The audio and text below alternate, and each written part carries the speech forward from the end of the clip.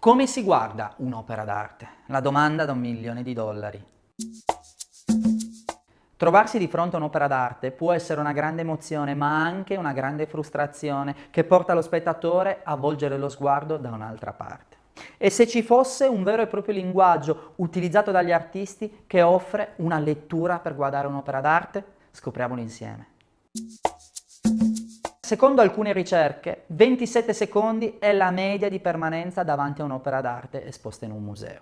In quel brevissimo lasso temporale non si può certo dire di aver osservato un'opera, al massimo di averla vista di sfuggita, ma non di certo guardata attentamente, compresa e soprattutto interpretata o letta.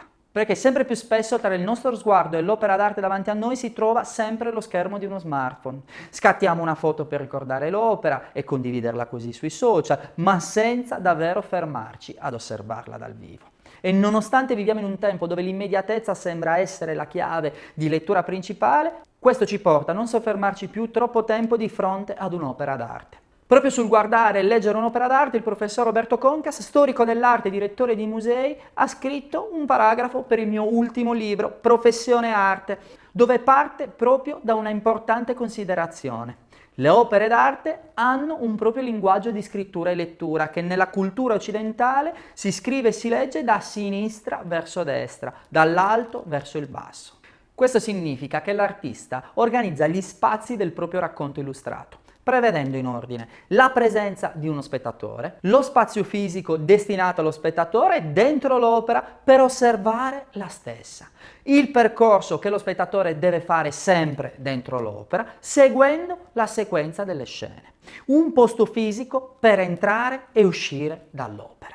Nelle opere d'arte l'artista preordina lo spazio quasi come le righe o i quadretti di un quaderno, sulle quali potrà iniziare la sua scrittura, stabilendo esattamente quale sarà il suo rapporto con lo spettatore, figura, per quanto astratta, imprescindibile nella comunicazione. La lettura dell'opera ha i suoi tempi stabiliti e la pittura, le forme, i colori, le dimensioni cominceranno a contrarsi, diventare scure, mentre una strada, quella dell'uscita dall'opera, si paleserà con chiarezza davanti alla nostra vista. La rappresentazione è conclusa, dobbiamo andare e riflettere su quanto visto. Ancora uno sguardo all'opera nella sua forma intera e la partecipazione al racconto può dirsi terminata. Bastano davvero 2 minuti e mezzo per osservare attentamente un'opera d'arte, ma seguendo il racconto, i suoi apici di emozioni, passioni, terrore, ansia, speranza, coinvolgimento, ognuno secondo la propria sensibilità, conoscenza e soprattutto capacità, allora potrai dire di aver letto e compreso il linguaggio delle opere d'arte.